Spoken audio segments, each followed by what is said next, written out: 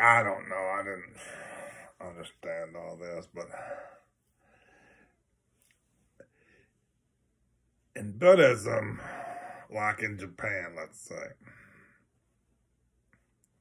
used to be everybody was a Buddhist, but everybody was, they also,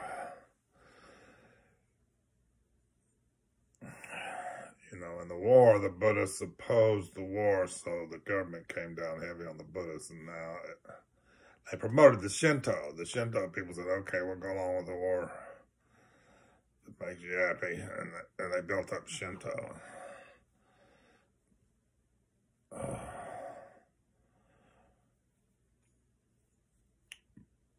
But what Japanese, they say about them, they are born a Shinto, they marry a Christian, and they die a Buddhist. The Buddhists are in charge of death. They're good. They're really good at that. People want the Buddhist priest around when they die, I don't know. It's something we do.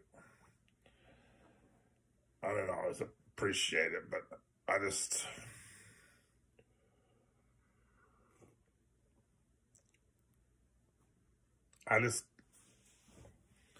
there's a set of prayers at the back of the Tibetan Book of the Dead, Chogyam Trungpa Ford, Francesca Fremantle translation. Fantastic forward. A little hard to understand that book, but it's well worth any effort you put into it. But it's very difficult to understand, but well worth the effort.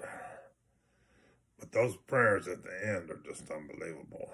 What a treasure. Anytime somebody dies, usually I just go through, there's like 4 prayers. First one's probably the most important in the order they go.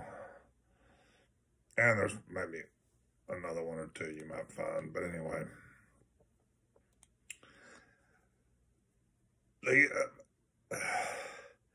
It's the most valuable thing I do in my practice when I'm sitting there praying these prayers for the people who are either sick and getting ready to die, or just died, or 49 days, or 10 years, praying for my mother 10 years later. It's just like unbelievably powerful, and it's just as effective. I mean, there's impossible to be as effective as you can be, You can be very effective in the room with the person who's dying. That's an unbelievable experience if you've never gone through it. It is just, there's nothing like it, Talk about alive. And you can help that person. You can really help that person there. On some level, they're very receptive. Even if on some level, they don't seem that receptive. On some level, they're very receptive. And then when they go into the whole process of dying, they're a lot more receptive than you think they might be, especially in that period of omniscience, when they realize what the hell's really going on. And you're the one person who's acting as a proper guide. It's just going to be a tremendous benefit. I mean, you can be one of the primary causes of somebody getting enlightened easily. But as much as you do for them, there's a lot of things in this world which are virtuous. I practice something called Jitsu, energy medicine. It's a healing art. What they say about Jitsu is giving it is just as good as getting it. Laying on the table and receiving this energy, healing and work is just tremendous, like unbelievable. But what is even more unbelievable is when you're sitting there giving it, you get the same healing, It's unbelievable. And it's many things are like this, and this is one of them.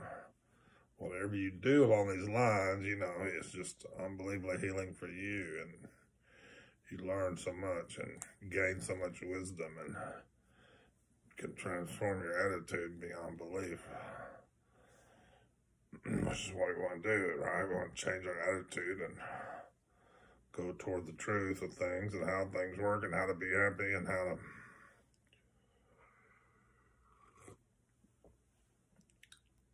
the Dharma cha means how things work.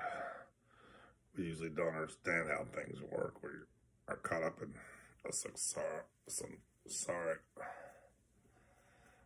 belief system, and we don't know how things work in that case. But we try to practice the Dharma and get ourselves in line with how things work. There's no better way than doing it than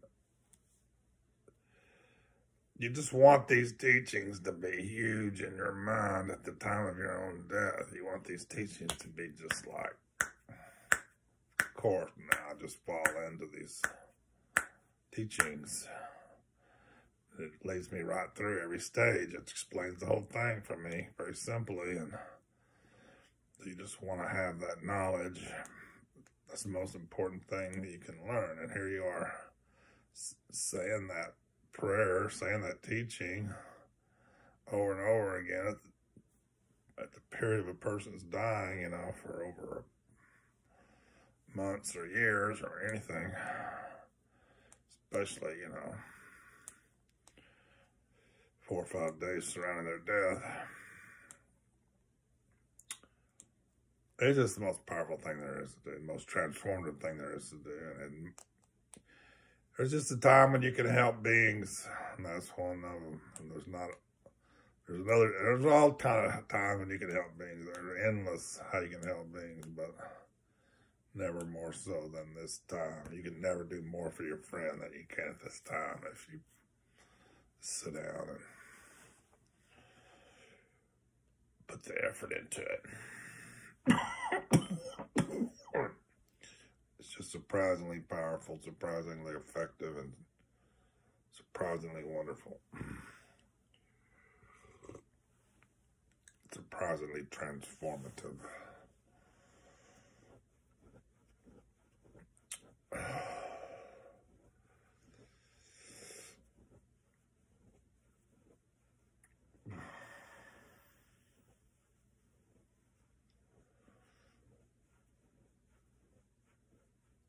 This is a real powerful practice. If you've never done it, I've never done it. I didn't know it was such a powerful practice.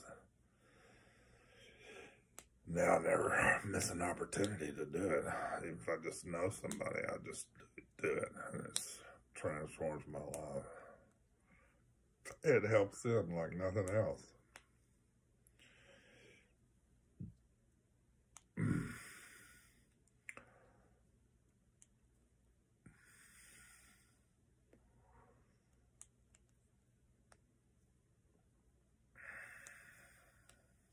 But just meditating and doing a little bit of bodhicitta practice, dedicating your practice to that person, his peace of mind, his well-being, his progress on the path. Just doing bodhicitta practice, just sitting and taking. It's so powerful, especially at that time, At that time, you're just able to help in ways you couldn't help, probably. If all your life you've been doing bodhicitta practice with that person, you've been helping them. You've been helping them, and you've been helping yourself. Giving is just as good as getting. But it's helped, but it really helps now. And it helps with grief, I think. Might throw you into a type of grief, but it's real and it's powerful and it's transformative and it opens the heart and it's all good.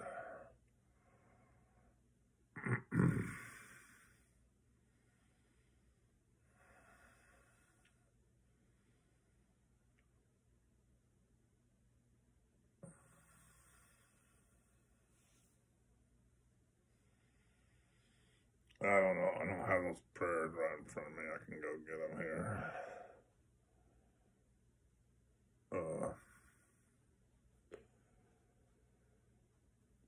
Maybe we'll do one prayer or something.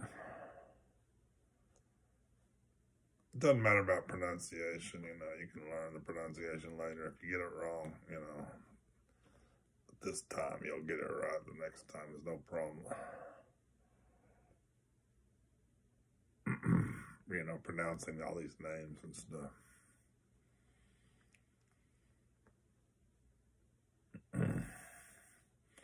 I don't know. There's nothing like death, man, to be a teacher. Death is the teacher. Death is the teacher. All the circumstances surrounding death is the teacher. That is the teaching.